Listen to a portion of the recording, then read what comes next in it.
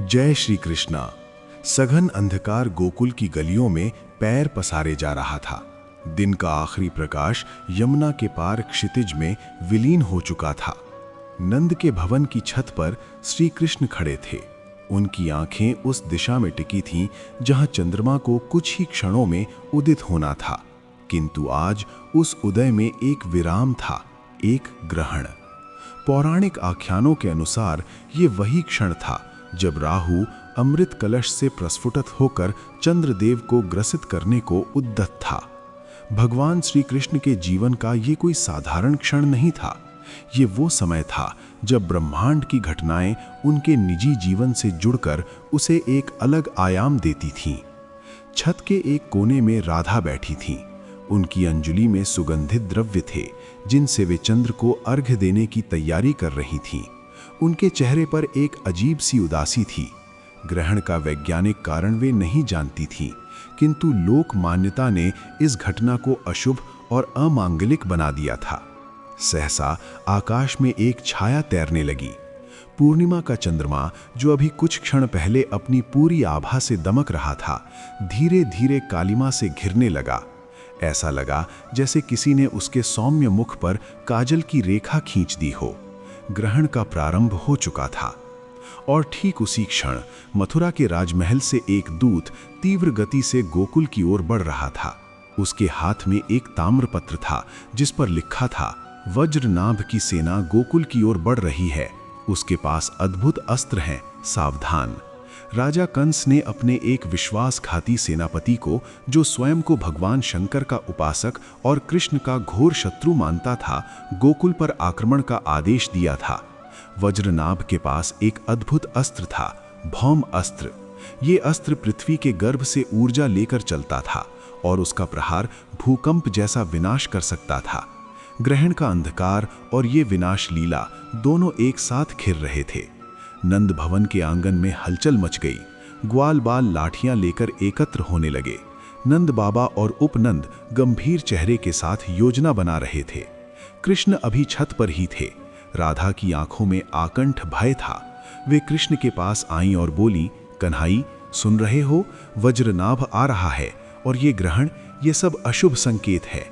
कृष्ण ने मुस्कुराते हुए उनके चेहरे की ओर देखा। उनकी आंखों में कोई भय नहीं था, केवल एक गहरा करुणा भाव था। राधे, ये ग्रहण अशुभ नहीं, प्रलयंकारी है, और प्रलय में राधे सृजन का बीज छिपा होता है। वज्रनाभ की सेना को आने दो, मैं इस ग्रहण की इस काली छाया को ही उनके लिए कफन बना दूंगा। कृष्ण की बातों में उनके लीला पुरुषोत्तम स्वरूप का संकेत था।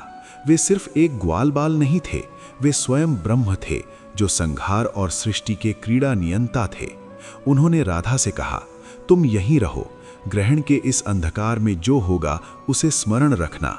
ये कहकर वे छत से नीचे उतरे। आंगन में सभी ग्वाल बाल और गोप कृष्ण की ओर देख रहे थे। कृष्ण ने अपनी मुरली को ऊपर उठाया और फूंका। उस मुरली की ध्वनि सामान्य नहीं थी, वे युद्ध घोष थी, किंतु इतनी मधुर कि वे सुनने वालों के रोम रोम में वीरता का संचार कर देती थी। ग्रहण का अंधकार अब और गहरा हो चुका था। चारों ओर सन्नाटा पसरा था। केवल दूर दूर तक भेड़ियों के रुदन और उल्लुओं की आवाजें सुनाई दे रही थीं। अचानक उसी अंधकार में हल्की सी दिव्य ज्योति प्रकट हुई। वे कोई जलती हुई मशाल नहीं थी, बल्कि एक सघन नीली आभा थी जो कृष्ण के शरीर से निकल रही थी। वे आभा धीरे धीरे बढ़ने लगी और सारे आंगन में फैल गई। उस आभा में सभी ग्वाल बालों के शरीर बदलने लगे। उनके साधारण वस्त्र दिव्य कवचों में परिवर्तित हो गए। उनके हाथों में लाठियों के स्थान पर दिव्य अस्त्र शस्त्र आ गए। ये कोई माया नहीं थी, बल्कि भक्तों के प्रति भगवान का आश्वासन था। कृष्ण ने अपने अंतर्यामी रूप से देख लिया था कि वज्रनाभ की सेना में दैवीय शक्तियों से संपन्न योद्धा हैं, अतः उनके साथियों को भी उसी स्तर की शक्ति देना आवश्यक था। तभी एक विशाल गर्जना हुई। वज्रनाभ की सेना गोकुल के बाहरी छोर पर आ पहुंची थी। उसने अपना भौम अस्त्र चला दिया। धरती कांप उठी। नंद भवन की दीवारों में दरारें पड़ गईं। यमुना की धारा उफनाने लगी। ग्रहण के अंधकार में ये प्रलय और भयावह लग रहा था। कृष्ण ने तुरंत अपने सुदर्शन चक्र का ध्यान किया। चक्र उनके अंगुष्ठ पर घूमने लगा।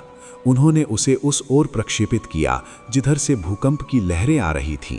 सुदर्शन चक्र ने पृथ्वी को चीरते हुए एक ऊर्जा कवच का निर्माण कर दिया, जिसने भौम अस्त्र के प्रभाव को रोक दिया।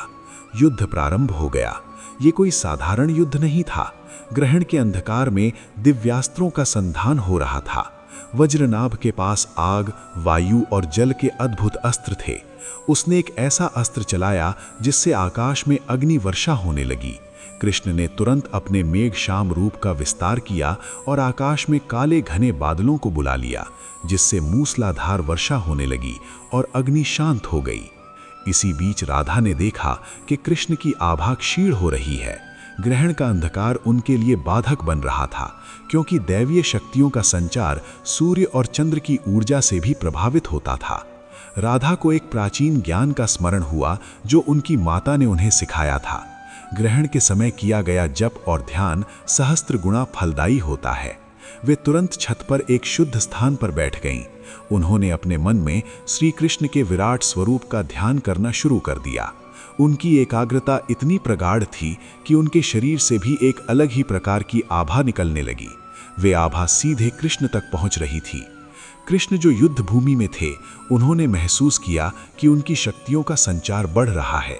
ये कोई नया वरदान नहीं था, बल्कि भक्त की अटूट श्रद्धा का प्रतिफल था। उनकी मुरली में एक नई ऊर्जा का संचार हुआ। उन्होंने मुरली बजानी शुरू कर दी और उस मुरली की ध्वनि ने वज्रनाभ के सैनिकों को मोहित कर दिया। वे अपने अस्त्र शस्त्र छोड़कर नृत्य करने लगे।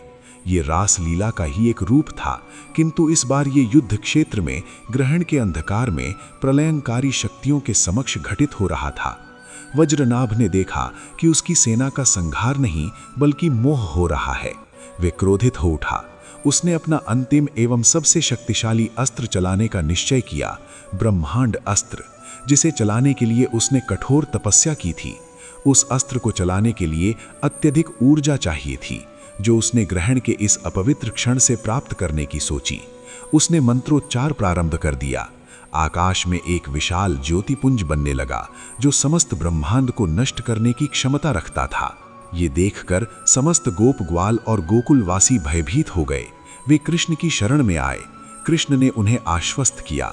वे जानते थे कि ये अस्त्र अवश्य ही उनके ब्रह्मांडीय स्वरूप को चुनौती देने वाला था। कृष्ण ने अपने योग माया से समस्त ब्रह्मांड को अपने में समेट लिया और फिर अपने मुख को असीमित रूप से विस्तारित किया, जैसा कि उन्होंने अर्जुन को दिखाया था। उस विराट मुख ने उस प्रचंड ब्रह्मांड अस्त्र को ग्रहण कर लिया। वे अस्त्र कृष्ण के भीतर जाकर शांत हो गया, जैसे कोई चिंगारी सागर में जाकर विलीन हो जाए। वज्रनाभ निरुत्तर हो गया। उसने समझ लिया कि वह साधारण मनुष्य से नहीं बल्कि स्वयं परमात्मा से युद्ध कर रहा है। वे वहीं नतमस्तक हो गया। कृष्ण ने उसे अभयदान दिया और कहा, वज्रनाभ, तूने जो शक्तियां अर्जित की हैं उनका दुरुपयोग करना छोड़ दे। ये ग्रहण का अंधकार तेरे अज्ञान का प्रतीक था, और अब जैसे ये अंधकार समाप्त हो रहा है वैसे ही तेरा अज्ञान भी समाप्त होगा। जैसे ही कृष्ण ने ये कहा, ग्रहण समाप्त होने लगा। चंद्रमा की पहली किरण ने अंधकार को चीरा। धीरे धीरे चंद्रमा पूर्ण रूप से उदित हो गया। उसकी चांदनी ने समस्त गोकुल को स्निग्ध शीतलता से भर दिया। युद्ध क्षेत्र में पड़े अस्त्र शस्त्र चांदनी में चमक रहे थे, किंतु अब उनमें वे भय नहीं था। वज्रनाभ की सेना ने भी आत्मसमर्पण कर दिया और गोकुल में शांति स्थापित हो गई। कृष्ण ने सबसे पहले छत की ओर देखा। राधा वहां ध्यान मुद्रा में बैठी थी। उनकी आंखें बंद थीं और चेहरे पर एक दिव्य तेज था। कृष्ण उनके पास गए। उन्होंने राधा के मस्तक पर हाथ रखा। राधा ने आंखें खोली। उनकी आंखों में वात्सल्य, प्रेम और विजय का भाव था। कृष्ण ने कहा, राधे, तुमने आज मुझे सिर्फ अपने प्रेम से ही नहीं बल्कि अपनी एकाग्रता से भी जीत लिया। तुम्हारे ध्यान ने ही इस ग्रहण के अंधकार में मेरा मार्गदर्शन किया। राधा ने कहा, कन्हाई, मैंने तो बस तुम्हें अपने हृदय में देखा था। ग्रहण का विक्षण, वे अंधकार सब विलीन हो गया जब मैंने तुम्हारे स्वरूप का ध्यान किया। उस रात गोकुल में दोहरा उत्सव मनाया गया, एक तो ग्रहण की समाप्ति का और दूसरा आक्रमणकारी से मुक्ति का। गोपियां आंगन में आकर चंद्रमा को अर्घ्य देने लगी। उनके गीतों में कृष्ण की वीरता और राधा के प्रेम की गाथा गूंज रही थी। कृष्ण ने समस्त गोकुल वासियों को एकत्रित किया और उनसे कहा, आपने देखा, ये ग्रहण केवल एक खगोलीय घटना नहीं थी, ये हमारे जीवन का प्रतीक था। जिस प्रकार चंद्रमा पर ग्रहण लगता है, उसी प्रकार मनुष्य के जीवन में भी अज्ञान, भय और संकट का ग्रहण लगता है। लेकिन ये ग्रहण स्थायी नहीं होता। जैसे चंद्रमा ग्रहण से मुक्त होकर पुनः पूर्ण रूप से आलोकित हो जाता है, वैसे ही सत्य और धर्म की शक्ति से मनुष्य भी अज्ञान और संकट से मुक्त होकर पुनः आलोकित हो सकता है। और इस मुक्ति का सबसे सरल मार्ग है प्रेम और भक्ति, जैसा कि राधा ने दिखाया। तभी एक छोटी गोपी ने कृष्ण से पूछा, कन्हई, क्या ग्रहण के समय चंद्रमा को सच में राहु खा जाता है? कृष्ण हंस पड़े। उन्होंने उस गोपी को गोद में उठा लिया और समझाया, नहीं प्यारी, राहु कोई राक्षस नहीं है, ये तो प्रकृति का नियम है। जब पृथ्वी की छाया चंद्रमा पर पड़ती है तो हमें ग्रहण दिखाई देता है। ये छाया भी उतनी ही सत्य है जितना प्रकाश सत्य है, और इस छाया का भी अपना एक सौंदर्य है। उस रात कृष्ण ने गोकुल वासियों को जीवन के गूढ़ रहस्यों को सरल भाषा में समझाया। उन्होंने बताया कि प्रकृति की हर घटना में एक रहस्य छिपा है। ग्रहण केवल खगोलीय घटना नहीं है, ये आध्यात्मिक भी है। ये हमें सिखाता है कि अंधकार के बाद प्रकाश अवश्य आता है, और हर ग्रहण के बाद चंद्रमा और अधिक निखर कर आता है। तुम सब मुझ में हो और मैं तुम सब में हूँ। ये जो चंद्रमा आज अंधकार से मुक्त होकर चमक रहा है, ये मैं ही हूँ।